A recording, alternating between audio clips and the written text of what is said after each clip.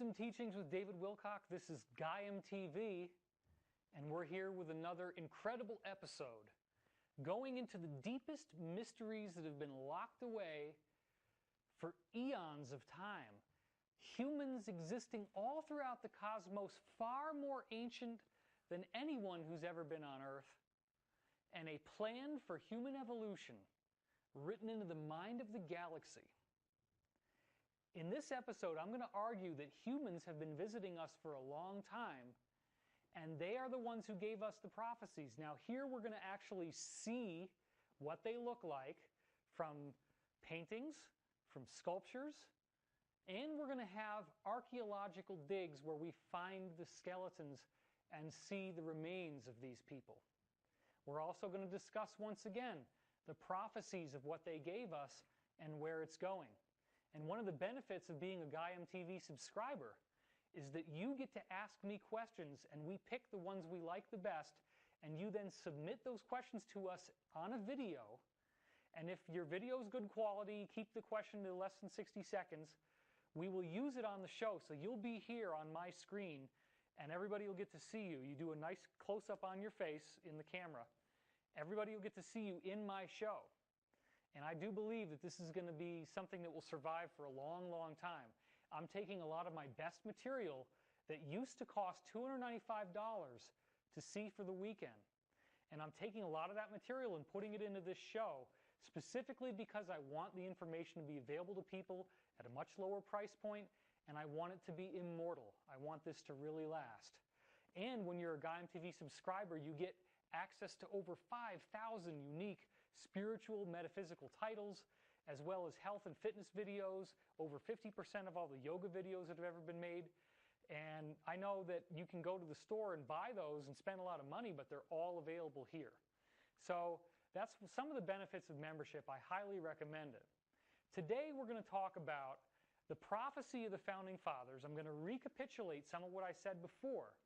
And we're going to go a lot deeper into meeting the people who gave us these prophecies, who gave them to the Founding Fathers in the first place.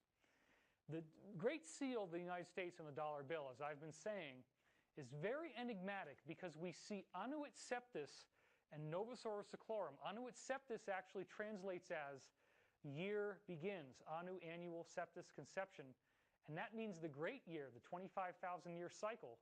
Novus Ordo Seclorum was deciphered by Charles A.L. Totten. He told us what it means. He's a Civil War hero, as I said, and here he is, 2 different stages of his life. He wrote a letter to the Secretary of the Treasury in which he said that it was quoted from Virgil in his 4th eclogue from the mystic Sibylline records, channeled by this lady, the Sibyl of Cumae. And the punchline here is she was the most accurate psychic of all time. These prophecies were the most highly guarded treasure of the Roman government. And the prophecy says, a mighty order of ages is born anew. That's where Novus Ordo Seclorum came from. It says that the Virgin and Saturnian kingdoms will return. Now, who the heck is that? Virgin and Saturnian kingdoms? They're talking about the gods. And they're saying a new progeny is let down from the lofty heavens. Now, I will argue that this is a change that we're all going through, and the gods were the people using the Sibyl of Cumae as a channel to speak through. They furthermore said, the boy will be born in whom the Iron Age comes to an end, and the Golden One will arise again in the whole earth. Now, I don't know about you, but to me that's very exciting. The boy will soon be born in whom the Iron Age, that's where we've been up until 2012, shall come to an end, and the Golden One shall arise again in the whole earth. It's talking about the ascension. It's talking about the transfiguration of the physical human body, which is the natural birthright that we all have as souls, as I've been arguing with this source field information. We live in a living universe. Humans are all over the galaxy, and we are built to ascend. We are built to change and to transform, and that's where this prophecy is taking us. So in the prophecy, it goes on to say that wickedness will be done away, no more of these fake terrorist attacks like September 11th, no more tyrannical governments that say one thing and do something else. We will be freed as a planet from never ceasing fear. And it says that we will receive the life of the gods, meaning we will gain their abilities, and we will see heroes and gods commingling. Heroes are people who are actually half god, half human. They're hybrids, basically, offspring of extraterrestrial humans mating with people on Earth. But here it also, I think, is referring to just literally people who are heroic on Earth. And he, this boy who will soon be born, will be seen as a god and reign over a world at peace. This is talking about us reigning over a peaceful world. Now, the smoking gun to how this could all actually happen is interplanetary climate change, as I argued in the last episode. Solar activity is the highest it's been in, wait for it, 8,000 years. That's very, very significant. Mercury has grown a magnetic field. It's actually getting magnetic tornadoes, and these blue spots are where the magnetic field is getting the strongest. Venus has gotten 2,500% brighter on the night side. It's glowing green from activated oxygen. Mars is actually having clouds appear in its atmosphere that were not there before. It's also having global warming at the poles. We also see Jupiter growing a plasma torus, which wasn't even there before 1974. It's grown more dense by 200% just between 79 and 95. And notice they don't keep releasing these data points anymore. The new stuff is getting buried. 50% increase in the density of the particles, and it's having raging thunderstorms, global warming, leading to these huge hotspots that they found in 2008 for the first time. Saturn is growing a plasma torus, 1,000% increase in that donut that you see, the red one there. The little black dot in the middle is Saturn. And then we're seeing this new ring that just appeared the last few years. It wasn't there before at all. Then we go out and see these red spots growing at the poles that were not there before. That's new as of 1995. And massive X-rays bursting out from the equator in 2004. A massive storm appeared just a couple years ago, the biggest we've ever seen. Look at the size of this monster. Covers 2/3 of the northern hemisphere of Saturn, rages across the hemisphere. The mainstream media doesn't know what to make out of this. They talk about it, but they don't say how all the other planets are changing as well. They only ever mention one planet at a time. Are you noticing this? I'm giving you NASA data, but NASA didn't tell you this. NASA's charter says it's a defense agency of the United States government, and they can classify any information that is deemed bad for national security. So they don't want you to know this. Why? Because it would appear to be fulfilling Islamic prophecy, biblical prophecy, Buddhist prophecy, Hindu prophecy of the coming of the Satya Yuga, the Golden Age. They don't want you making this connection. I want you to make the connection because I want you to see where this is all taking us. Uranus, as I said, was featureless as a cue ball in 1986. By 1999, it's getting hit by huge storms, really big, big changes. And we see this incredible brightness increase where new stuff is growing, especially over here on the right. Notice all those clouds that appear in such a short time. And they're in a nice little geometric pattern, as you notice. There's 4 of them in a line. Neptune in 1989, this is what it looked like. No real bright clouds. But between 96 and 2002, we see an incredible 40% brightness increase in the near-infrared range, which means you can't see this in your telescope with the naked eye, but if you have an infrared sensor in your telescope, this is what you would see. We start out in 1989. This is what it looks like by 1996. You start to see some spots, not too many. By 1998, it grows to this, and watch how much it grows as we head into 2002. It's incredible. You're watching the whole southern hemisphere just lighting up as if somebody turned on the lights inside a lampshade. And Pluto is moving away from the sun, which means it's moving into a colder region of space, but there's a 300% increase in its atmospheric pressure. That's caused by basically carbon dioxide sublimating. That means it's like dry ice. This solid carbon dioxide, carbon ice, is actually turning into gas, and that's what's increasing the pressure from the global warming of the solid ice. It goes and just turns into gas. Now, Obviously, this means Earth changes are not unique to the Earth. They are happening throughout the solar system. And there's all kinds of weird stuff happening on Earth that cannot be explained. We're seeing a continuous rise in earthquake activity. If you only look at earthquakes above 2.5 on the Richter scale, from 73 to 95, that number is not going to change based on new earthquake detector stations, because the ones in 73 were worldwide. So you cannot explain this as, oh, well, they just built more earthquake detectors. No. Anywhere in the world that there's a 2.5, we knew about it in 1973. But look at how much has changed, 400% increase. That's not greenhouse gas, that's not SUVs, that's an internal physics change in the Earth. And we see it with volcanic activity. Notice that here's 1875, and this is about half of all the volcanoes in the world. Half of all the volcanoes in the world, this is what they were doing in 1875. This is what they're doing in 1993. An incredible, incredible increase of 500% in volcano activity. So the greenhouse gas model, yes, I do not think we should be burning fossil fuel. I do not want us polluting our atmosphere. I think it's a horrible thing. It's causing acid rain. It's causing pollution. It's bad.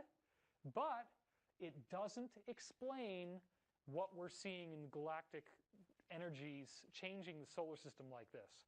Greenhouse gases are not enough of an explanation to account for what's going on here. We are seeing an increase in galactic dust. Just in 2000 to 2001, there was 300% more galactic dust coming into our solar system than in all of the 1990s. Now, I'm arguing that that's actually caused by us orbiting the companion star next to the sun, and that as we move into this region where we're closer to the black sun, which is like a brown dwarf, we're moving into all that extra dust that it's giving off. There's way less dust out here. When you go out here, there's no dust at all, but we're moving closer. We're crashing into that dust. It's charging up the solar system with all this new energy, and it's transforming our DNA. That's the literal fulfillment of the prophecies. We are seeing concrete human DNA change. And I gave you the model in this show of how that DNA change can be achieved. Now I want to talk about the people who have already reached this next level of human evolution and have started to come here to teach us about how we're going to get to the same place. These are the gods of antiquity.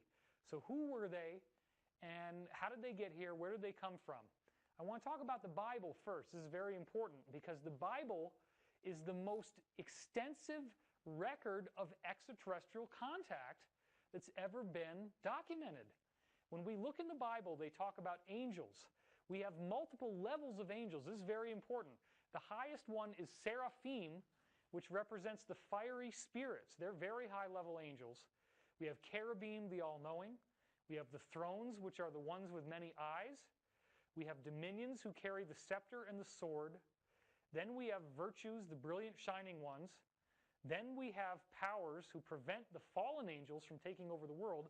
And this is going to be a very important point once we meet them and you find out who they are.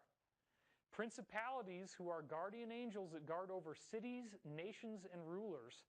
So it's even, you got to get all that way. So think about this. The powers, they're actually out there around the earth, guarding the earth from these ETs, these bad ETs. It's a war between angels, basically.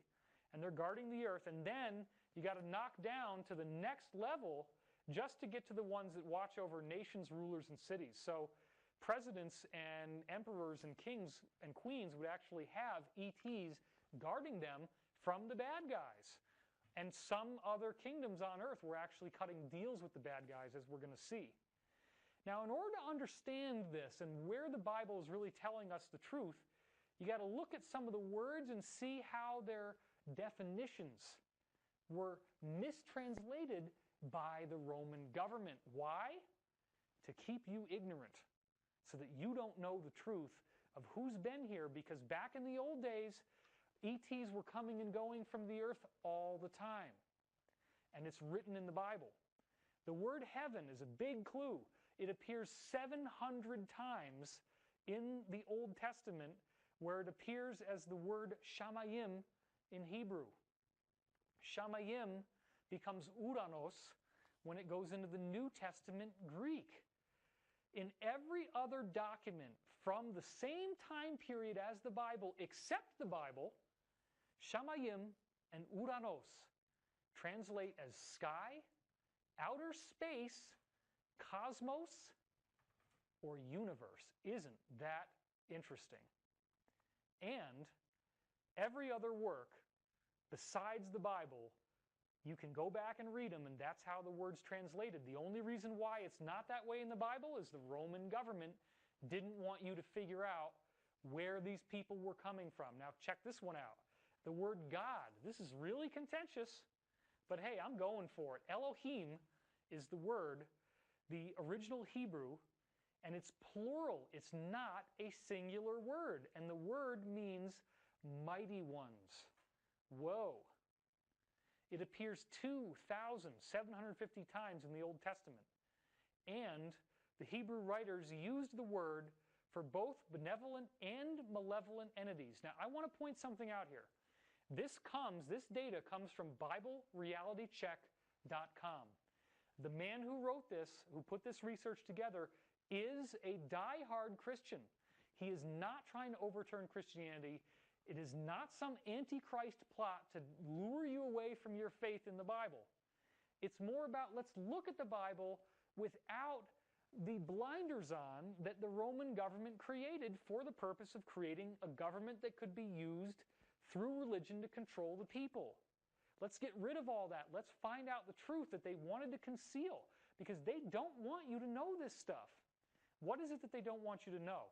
Well, first of all, the word angel in the Old Testament is malach.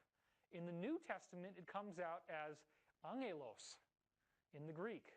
Now, what does that mean? It actually means the one who has been sent. Sent from where? From heaven, outer space. Isn't that something? The one who was sent from outer space, a messenger or an emissary from where? From heaven, from outer space. A messenger who was sent from outer space. Those are the angels. Those are the good guys too. And they are the mighty ones, extraterrestrial emissaries coming to the earth. Now, we're going to get into some really contentious material here, some very scary and contentious material for a minute, because the bad guys were really, really bad. Beelzebub is one of the names for the devil in the Bible. Baal-zebub, derived from Baal, of course, in the Old Testament, becomes Beelzebub in the New Testament. The Chaldean word Baal means the dark lord, the ruler, the overlord. Baal is the grand master of the evil pantheon of beings in the Old Testament. He's the closest you're going to get to the literal embodiment of the devil. He is Satan. The closest you're ever going to get is Baal. Baal becomes El. El becomes hell. It's all interrelated where this stuff comes from. Baal, hell, El, it's all in there. Now, Zebub, Baal-zebub, a zebub is a fast-flying insect that stings. Thus, he is the Lord of the flies. But what you don't realize is the flying insect is just a metaphor of the craft that he's flying in. And there's many other biblical citations that are going to prove that point. He's the Lord of the UFOs, the bad guys that are coming to the earth, being seen in the sky, and it's all out there. He was a sky god who had flight capability and could sting with the weapons inside the UFO. It's all there in the Bible, and we're seeing UFOs now. Now let's take a look at Baal for a minute. This is a sculpture of people who saw him because he was on Earth, and they sculpted what the heck he looked like. Notice that his head is different. He's got this weird long hat on, and it seems like his head is elongated. He's got a longer cranium. Now notice that he's got his arm up. This is because he had the ability to shoot thunderbolts. And in a lot of these sculptures, we'll see, notice here, he's got a ring on the arm that he's holding up. This is the technology that he was using to generate these thunderbolts. Again, notice the enormous skull. He's got this huge, huge hat on. So this is the guy, the most evil god of them all. He's got the Masonic apron on. Notice his apron here. And he's got this hat on that symbolizes the pineal gland. This technology allowed him to shoot those thunderbolts out of his arm. Here's another image where we see the same statue with him being able to shoot thunderbolts and that enlarged head, very large head. Here's another image of Baal where we're seeing the two of them together. These are two different sculptures of Baal, both of which show his head. Now, this is another sculpture after he probably had left. We still see that he's got that funny hat, but now they've tried to make his head a little more normal looking. But again, all the original sculptures, the oldest ones, show him with this very large head. He is human. He is not some weird energy being. He's a humanoid, but he's not from Earth. And here's another sculpture of him. As you can see, he's got a very large head there, and his hair is tied up at the top.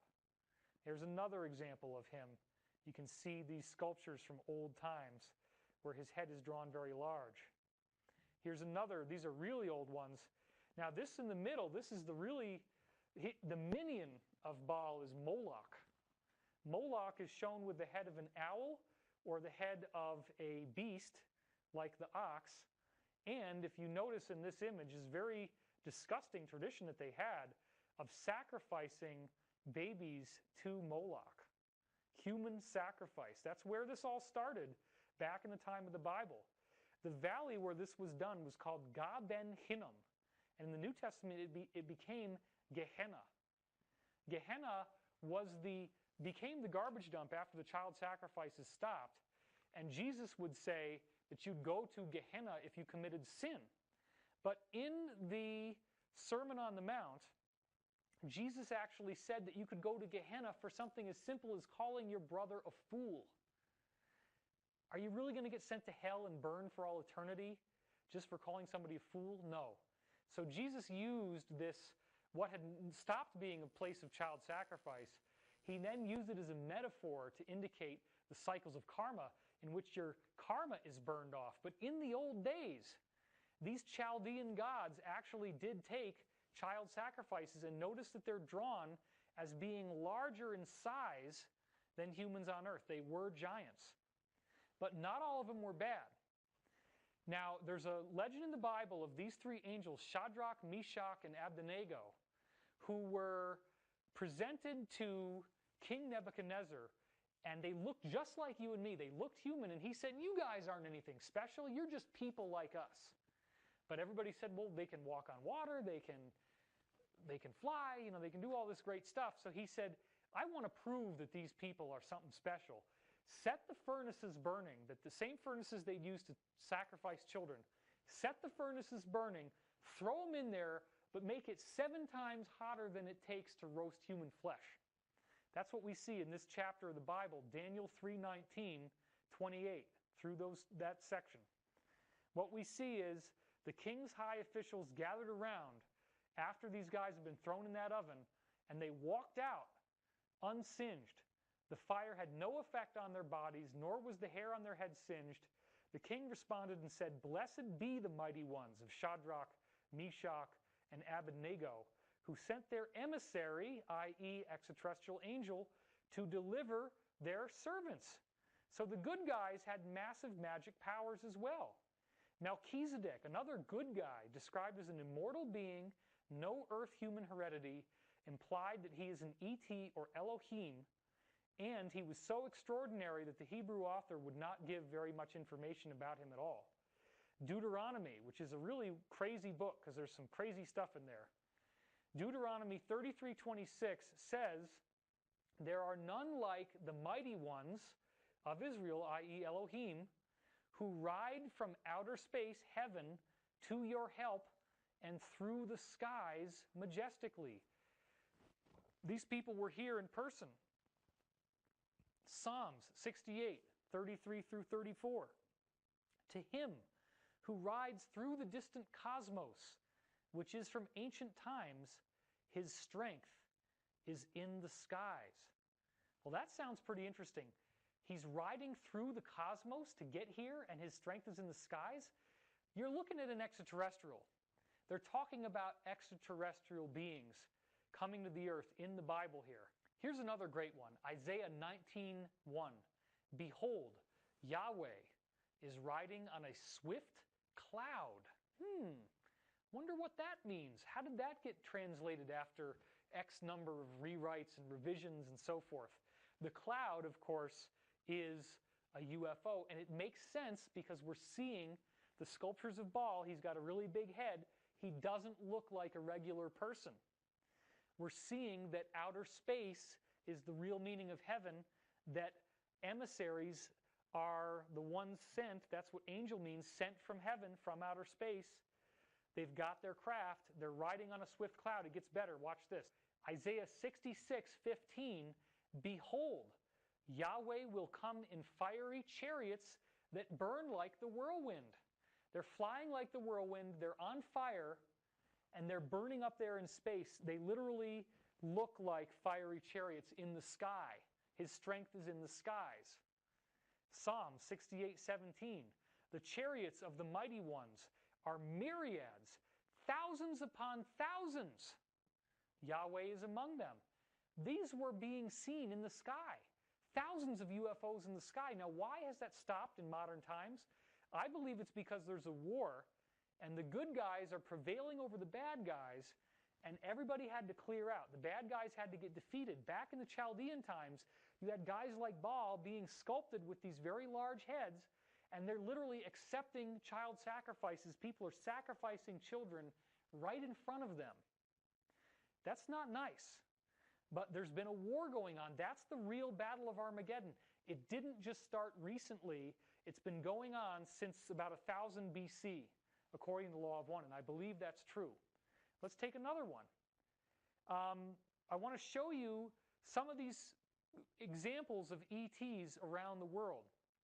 Every culture worldwide is showing you human extraterrestrials, and we're going to just start to cover some of them, and we're going to go in even more detail next week. But let's start with Sumerians. The Sumerian gods were actually carved into metallic plates way, way back in the day. We're talking 3500 BC. These are really, really old. Now, no offense to David Icke, who wanted them to be reptilians, but these Anunnaki, those who from heaven to earth came, the Nephilim, if you will, another name they're given in the Bible, they show up wearing these weird wings as if they came in a flying craft.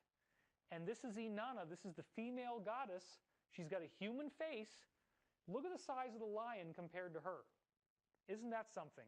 And here we have a depiction of what may very well be the Stargate that they came in through, which also could be an indication of our solar system or the sun, and it could be both, but she's much bigger than that lion. Now look at this. Look at these little dudes walking up to the god here, the symbol of the Stargate in the middle.